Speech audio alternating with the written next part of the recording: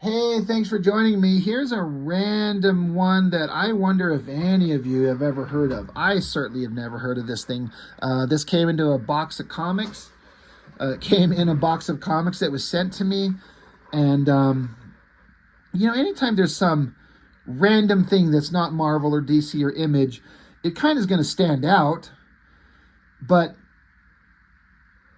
then you look at it and you're like, oh, it didn't work. Um, I've never heard of Gauntlet Comics.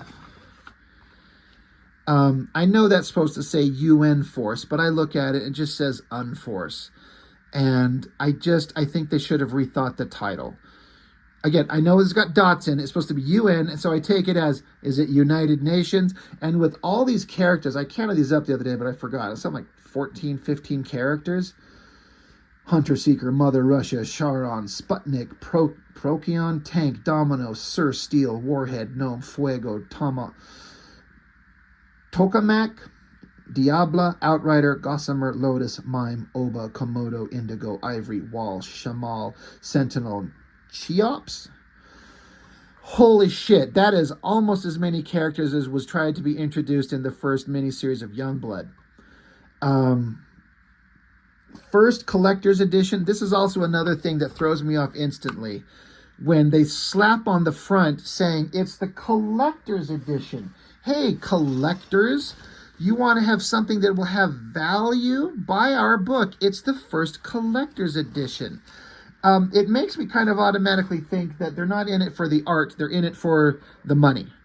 Now, I don't know that.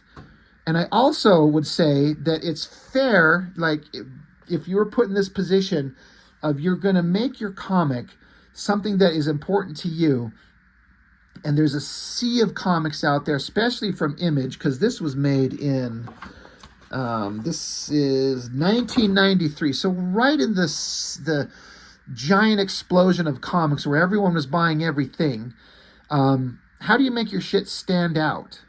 You want to get it in people's hands, so if throwing this on there helps get your comic in people's hands, I guess I can't blame them for doing that. It stinks of selling out in a way, but you're also trying to market a book. You're trying to sell the thing, and you need people to pick it up and buy it so you can keep going.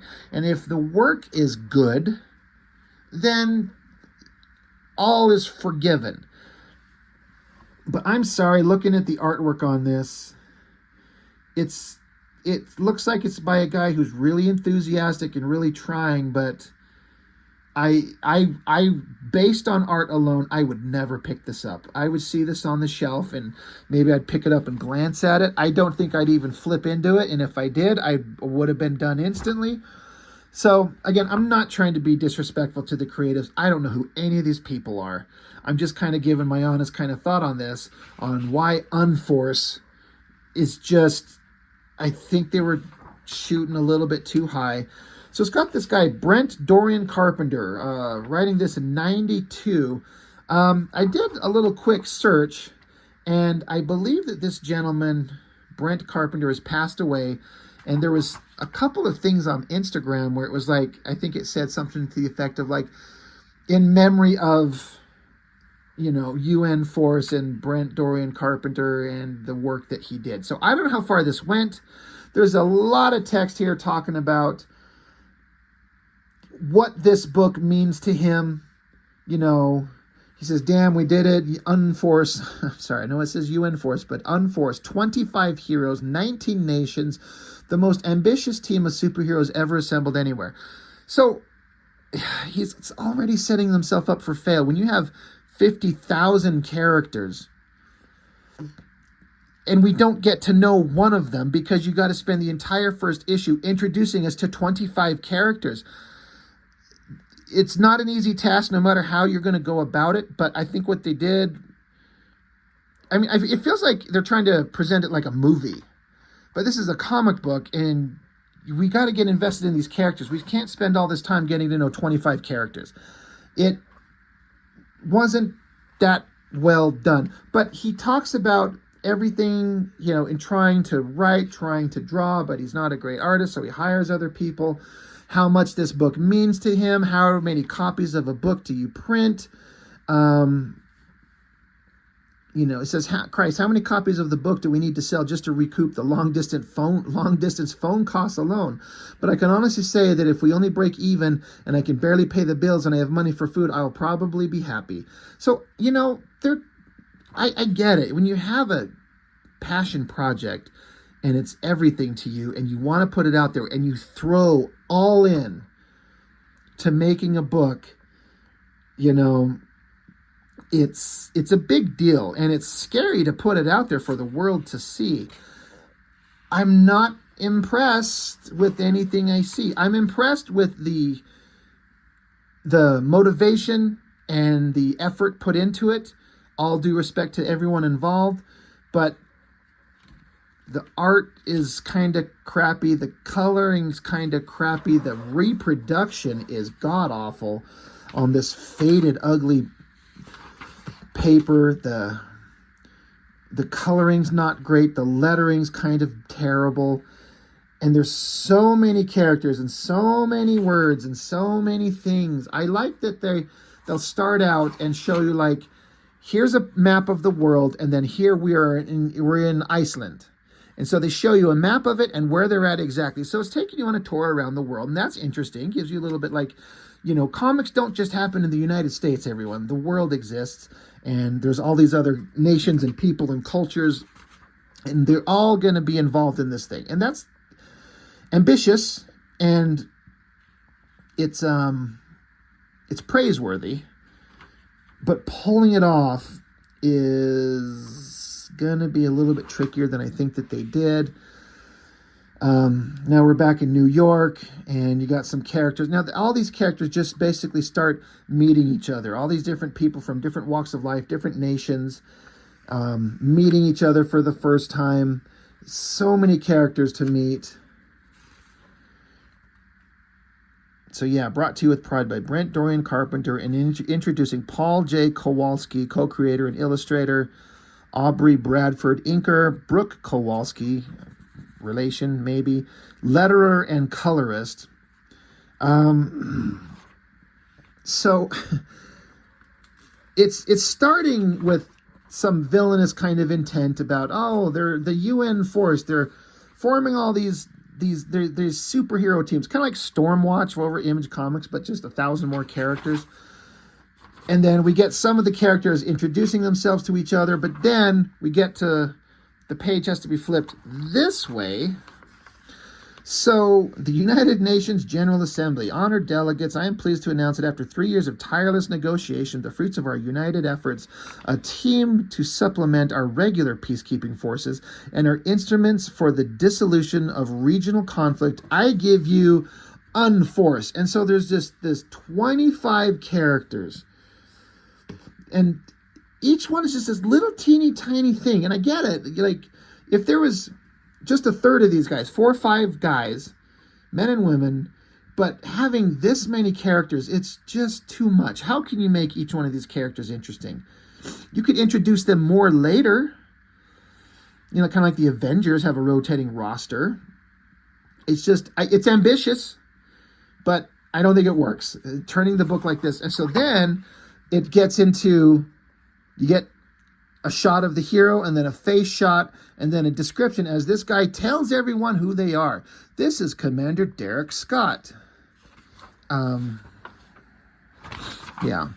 Codename Hunter Seeker, American, former U.S. Air Force, retired. Commander Scott has an artificial cybernetic implant that replicates all his body's vital fluids, blood, adrenaline, saliva, sweat, cum. This grants him they didn't say that last one. This grants him extraordinary strength and endurance. He can also speed up his metabolism for short periods of time, a process he refers to accelerating. He was chosen by the Army to be the first of a series of super soldiers. He is the leader of the U.S. contingent of UNFORCE. Look, if you've got a team of superheroes, don't get on TV and tell the world what their powers are and how they're made. You're just telling the villains how to fucking beat you. This isn't like telling us, the reader, or telling someone privately. They're announcing it to the world. So if I was the villains, I'm like, okay, so he's got a bunch of artificial cybernetic implants. So now we know how to attack him and how to stop him. Thank you. Next subject is Basilius Gordon III, codename Procyon, American NASA astronaut. He received stellar powers of unknown origin when struck by an energy beam emanating from the direction of the Procyon binary star system while spacewalking during a shuttle mission. He can fire beams of force, has dramatically enhanced strength and powers of flight. He also appears to be semi-invulnerable. So he was an astronaut, got hit by a weird beam of light from space, and now he's Superman. This next one, this is Charon, the American. True name, unknown. Origin and full powers, unknown. I suspect, and yes, I realize this sounds extraordinary, her body has somehow become a living vacuum. Oh, she's a woman and she has the power of a vacuum. Clean up the house, lady. She is also a teleporter. Go buy groceries, lady. Her name is derived from the moon of Pluto. She is said to be as cold and distant, perhaps. This holds some clue to her creation. This is like, they're announcing to the world, this lady, we don't know what her name is. We don't know what her powers are. She can vacuum things and travel around, and she's got the name from a planetoid body out in space. This is how they announce it. They're like, we don't know what her name is, but she's just on the team. Like, how do you trust anybody? This does not work. And this is only 3 of the 25 characters. And guess what? They do the same fucking thing for everybody in this book. Oh, meanwhile, there's some news reports. I'm sure that's very interesting. And people are talking back and forth. They're doing some character building. Some characters are not getting along. There's tension in the team. Then there's a big meet and greet. They all get together. They all talk. They all chat. Translated from Russian. Ugh, I can't turn these pages. Come on, book. This is a collector's issue. I got to be careful with it. But again, they're all sitting around. They're all having drinks. They're all talking about stuff. They're shaking each other's hands. So, they're trying to give us some characterization from all these characters. And there's some interesting designs in here, I think. I just don't know that this artist was up for the task. Plus, when you have to draw everything as like small mid-range shots, to let all this dialogue be spread out everywhere, because they got 25 characters that all got to talk to each other.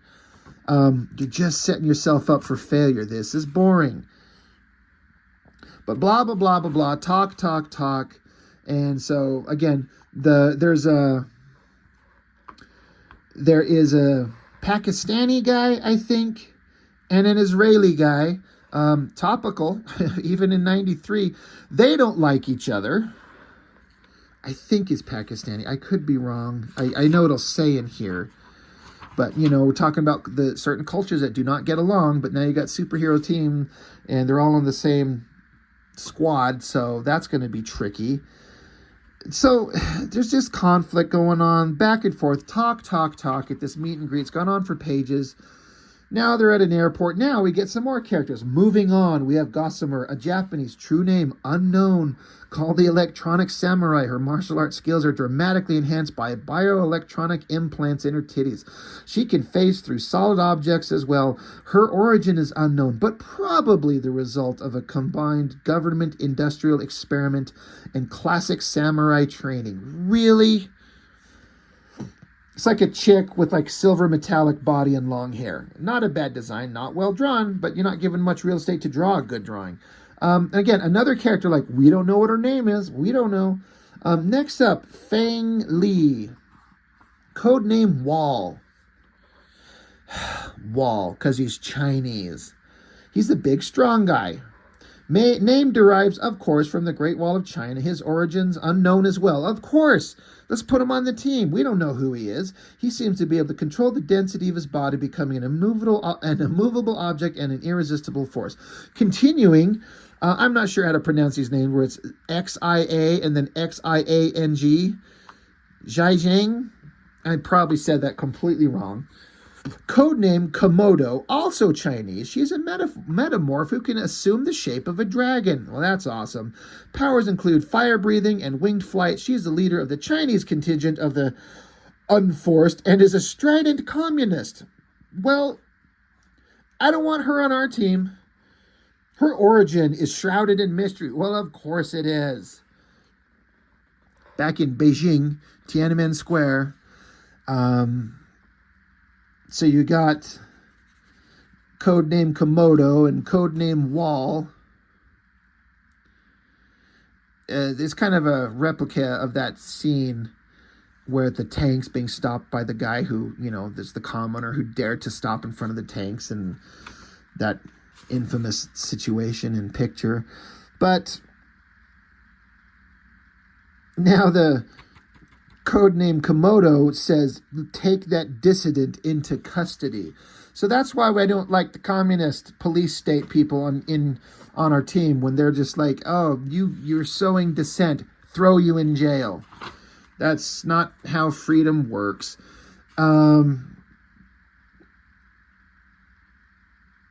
Let's see. Yeah.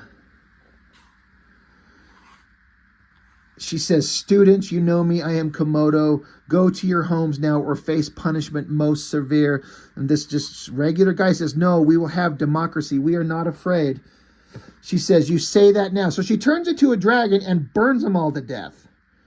So, like I said, don't want her on the team. And then I was like, well, what? Did we just flip to now they're all together in a group? No, this is an ad. They will save the world if they don't kill each other first, it says. Yeah. Kill me. So that conflict keeps going bad.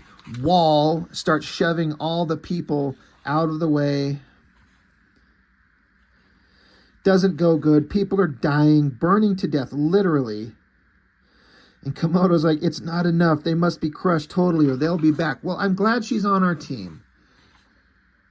And now they're back after everyone's dying and burning. They're in front of like old revered great leader, and he's like, in appreciation for your great deeds on behalf of the defense of the revolution, the committee awards our highest medal of honor. And she's like, oh, I did good. Yeah. More characters talking, more of them interacting with just regular people and their families and whatever. Oh, God, more character revelations. Next, there is Domino of West Germany. True identity, unknown. Well, that's good. Closely affiliated with the Kohl, K-O-H-L government. She has the ability to call various energies to backlash upon themselves, creating the domino effect. She is young, very wild and reckless, which I attribute to a torrid transcontinental affair which she appears to be engaged in with the American Procyon. So she's banging the black guy on the American team. Awesome. Another character, we don't know who it is. Next, this is Jean-Claude Bertrand. He is known as Mime, the Frenchman. So he's a mime, and he's French. Despite his humorous status, Bertrand is believed to possess some level of telekinetic ability to be reckoned with. But unlike traditional mimes, he is, in fact, a mute. He is also inclined towards homosexual proclivities. What? He's a gay French mime, and he's on the team. Okay. Next, Sir Reginald Antilles, codenamed Sir Steele, the Duke of Stonehenge. I wonder where he's from. Third cousin of the British royal family, keeper of the castle Whittinghamshire, etc., etc. His Royal Highness, literally it says etc., etc. I'm not just making that up. His Royal Highness promotes himself as a contemporary knight of the Round Table. His armor is rumored to have properties of enchantment. His teleporting steed, Equinox, is quite arcane in nature. The fuck does that mean? It's quite arcane in nature. Next, Montgomery O'Shea. Or is it O'Shea? O''S-H-E-A. Codename Gnome, of course. From Ireland. Professor of mythology at Dublin University. While on an archaeological expedition, the good professor discovered an enchanted fairy ring which permanently altered him. As he shrinks in size, his strength and density increase proportionately. They should not be telling everybody their powers. And again, this isn't being told to us. This is being told to the world. This is terrible. And then the gay French mime is in New York, and they're fighting. I guess he's trying to yell at somebody, but he's mute, so he can't say anything. This is all just, again, they're trying so hard. I can see this as a movie or like an animated show. If you're going to do it as a comic book, you got to restructure this thing. This is too much, too fast. and the art is not working for me. Get a car chase. Looks like you just used the same car twice, just colored it different. So looks like an old Porsche. Car chases are hard. Fight, fight, chase, fight. That's awesome. Oh, there we are. German girl and the brother man making out. Get her. Get her. Give her the old deep dicking. That would be a shocking page turn. Like, oh, I guess they went that way in this book. Oh God, more characters. In the Soviet bloc, we have Hans Kruger, known as Warhead of East Germany. He is a member of the dreaded Stasi, the East German secret police created by the communist government. Oh, sounds like a good guy to have on our team. His nuclear-powered body armor, we don't want that guy to have nuclear-powered body armor, is a natural extension of the cyborg elements of his body. The armor grants him paranormal strength, power of a flight, invulnerability, force blast, and no Lord knows what else. Again, announces to the world, he's got nuclear powers, he's a communist, part of the German secret police, and we don't know everything that he can do. That sounds terrible. Viktor Krushenko, codename Sputnik, ethnic Russian, Soviet cosmonaut and KGB agent whose super-sensitive eyes make him, in effect, a living spy satellite. Self-contained flight armor and rocket boots allow him to exit Earth's atmosphere for short periods of time. What? He's got big bug eyes and an armor that blasts him into orbit. Okay, next, Natasja Rulalenska, codename Tank. Latvian, a foundry worker, because that's what they do in Latvia. In the city of Chernobyl, she was the victim of a freak metallurgic accident triggered by the nuclear accident in April of '86. Her flesh was transmuted into tungsten steel. In terms of pure strength, Miss Rulienska is the most powerful member of the Unforce. Well, that's good for us and not good for her. This is Irma Klausvikanova, codename Mother Russia, of course, an ethnic Russian. She is a colonel in the Soviet armed forces, probably KGB. Her origin is considered absolute top secret by the Soviet government. Ms. Klausvikanova, I'm saying it wrong, can summon up, quote, unquote, summon up 3 mystic diadems, a hammer from which she derives great strength, a sickle with mysterious metaphysical properties, and a star which emits blinding light and grants her the power of flight. What? They're just making shit up, which it's a comic book. Everything is made up. This is ridiculous. And then more people sitting around talking. Oh, Jesus, Lord, there's more characters. We're 28 pages into this. The Middle East contingent includes Ahmad Mahfouz al-Aqad, I hope I said that right, codename Cheops, Cheops, of Egypt. He is a genetic engineer and in his country's ambitious science program. Mr. Al-Aqad's costume bears 3 distinct helmets, each endowing him with a diverse range of powers. The falcon for flight, the hippo for strength, and the fox for telepathy. So he has to haul 3 different helmets around and do different things. It's like, oh, fuck, hold on.